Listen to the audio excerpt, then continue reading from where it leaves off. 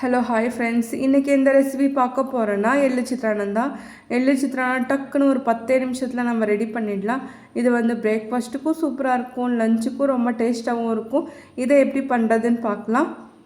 இந்த ரெசிபிக்கு 4 பெரிய சைஸ் வெங்காயத்தை நறுக்கிக்கோங்க, 2லேருந்து 3 பச்சை மிளகாய் எடுத்துக்கோங்க, 5 பெரிய சைஸ் தக்காளி எடுத்துக்கோங்க, ஒரு கையளவு கொத்தமல்லி எடுத்துக்கோங்க, 2லேருந்து 3 கட்டு கருவேப்பிலை எடுத்துக்கோங்க, 50 கிராம் எள் எடுத்துக்கோங்க. எங்ககிட்ட இருக்கிறது வந்து வெள்ளை எள்ளு தான், நீங்கள் வேணால் கருப்பு எள்ளை கூட சேர்த்துக்கலாம்.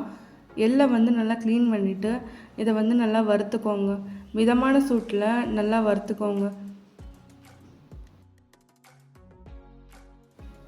இதேமாரி நல்லா பொரிஞ்சதுக்கப்புறம் தட்டில் வந்து மாற்றி வச்சுடுங்க.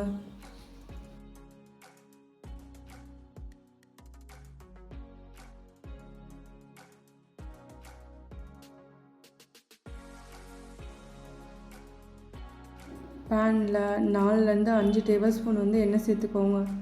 எண்ணெய் சேர்த்ததுக்கப்புறம் 1 டேபிள் ஸ்பூன் வந்து கடுகு சேர்த்துக்கோங்க. கடுகு சேர்த்ததுக்கப்புறம் 1.5 டேபிள் ஸ்பூன் வந்து பச்சைக்கடலை பருப்பு வந்து சேர்த்துக்கோங்க.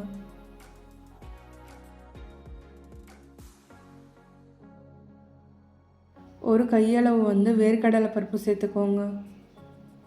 வேர்க்கடலை பருப்பு சேர்த்து ஒரு 2 நிமிஷம் மட்டும் நல்லா வதக்கிக்கோங்க. ரொம்ப நேரம் வதக்கணும்னு அவசியம் இல்லை. ரொம்ப நேரம் வதக்குனா அது வந்து கருகி போயிடும்.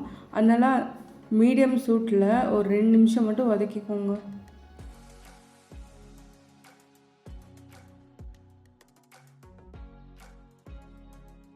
இந்த அளவுக்கு நல்லா வதங்கினதுக்கப்புறம் பச்சை மிளகாயையும் வெங்காயத்தையும் சேர்த்துக்கோங்க.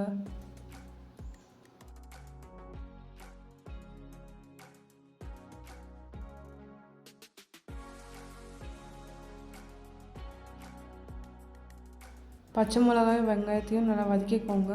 இந்த டைமில் வந்து கருவேப்பிலை சேர்த்துக்கோங்க. கருவேப்பிலை சேர்த்து நல்லா வதக்கிக்கோங்க.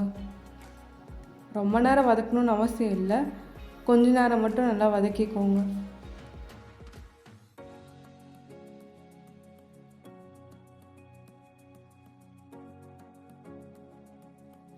ரெண்டுலேருந்து 3 நிமிஷம் நல்லா வதக்குனதுக்கப்புறம் தக்காளியை வந்து சேர்த்துக்கோங்க.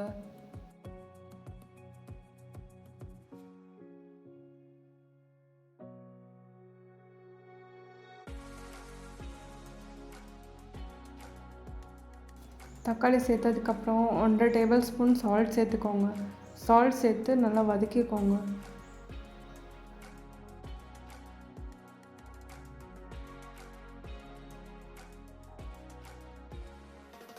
தக்காளியை வந்து 2லேருந்து 3 நிமிஷம் நல்லா வதக்கிக்கோங்க.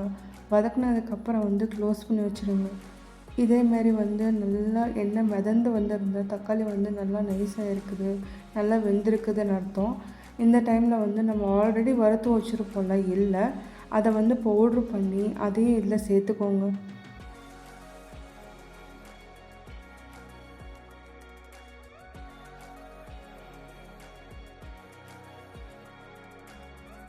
பவுடரை சேர்த்து ஒரு 2லேருந்து 3 நிமிஷம் நல்லா வதக்குனதுக்கப்புறம் மேலே வந்து கொத்தமல்லி தூவி ஒரு 2 கிளறு மட்டும் கிளறி ஒரு பாத்திரத்தை சேர்த்து மூடி வச்சுடுங்க.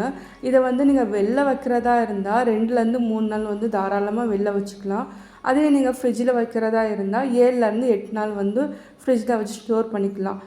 இதை வந்து நீங்கள் கொஞ்சமாக எடுத்து ஒரு வெள்ளை சாதத்தில் நல்லா கிளறி சாப்பிட்டா ரொம்பவே டேஸ்ட்டாக இருக்கும். இதை வந்து நீங்கள் 10 நிமிஷத்தில் கூட ரெடி பண்ணிடலாம்.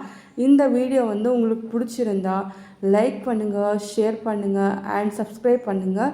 நீங்கள் மறக்காமல் இந்த ரெசிபியை வந்து வீட்டில் ட்ரை பண்ணி பாருங்கள், ரொம்ப டேஸ்ட்டாக இருக்கும்.